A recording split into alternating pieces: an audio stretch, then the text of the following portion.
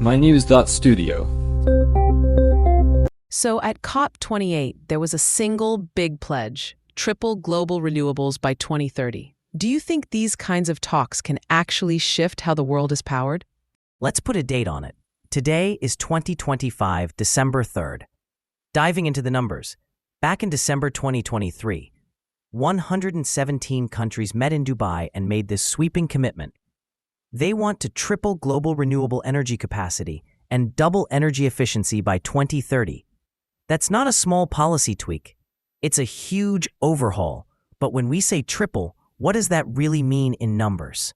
It means scaling up from 3.4 terawatts of renewables installed in 2022 to about 11,000 gigawatts. So actually, more than tripling.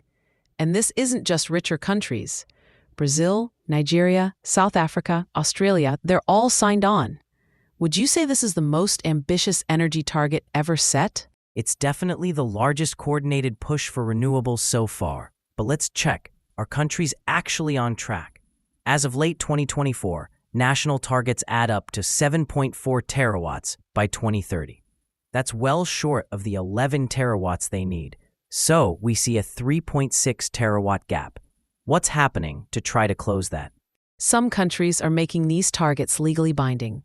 Take the US. Minnesota has a law for 80% carbon-free electricity by 2030, moving to 100% by 2040. Vermont's aiming for 100% renewables as soon as 2035. These are mandates, not just goals. But are those mandates actually enough? Or are we just shifting the goalposts? exactly, national energy plans and climate policies don't always line up. The next round of nationally determined contributions, that's coming up in 2025, could be a turning point. If countries don't update their plans to match this pledge, is the 2030 deadline already in jeopardy? And then there's the money. Building all this infrastructure will cost about $31.5 trillion through 2030. Most of that investment is still happening in wealthier countries. How do we make sure the global south isn't left out? International climate finance is one way. At COP29, negotiations are focusing on a new global climate finance deal.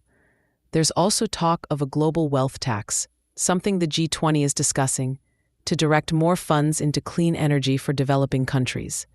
But do you think these ideas can deliver enough and quickly enough? There's also public money being used to de-risk investments in higher-risk countries. For example, Indonesia's Renewables program is getting support from US and Japanese funding. There's even talk of redirecting fossil fuel subsidies. But here's a tough stat. Current pledges only cut global CO2 by 3% by 2030. Does that suggest the funding model isn't working? And let's not forget the people. Transitioning away from fossil fuels affects workers and entire communities. Are governments making sure the transition is fair for those whose jobs depend on coal, oil, or gas? Some countries are trying. South Africa, for instance, has an $80 billion plan for green hydrogen and ammonia projects, aiming to create jobs as coal is phased out. But are these new jobs actually materializing, or are they mostly on paper? That's not clear yet. Most just transition policies are still pretty vague.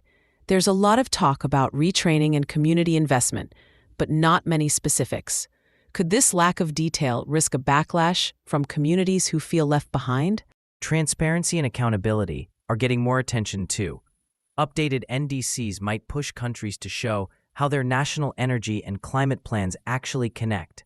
But can transparency by itself make the shift fair? So, in summary, these 2030 targets could keep the 1.5-degree climate goal alive. But is political will alone enough, or do we need to rethink everything? Finance, policy, even how we approach social change to actually get there. That's really what it comes down to. The next 5 years are critical. We'll find out if this pledge marks a real turning point, or if it ends up as just another promise. Thanks for listening as we dug into the world's largest renewable energy pledge, the gaps in action, and the challenges ahead. This episode was brought to you by mynews.studio. Try it now for free. Thanks for joining us.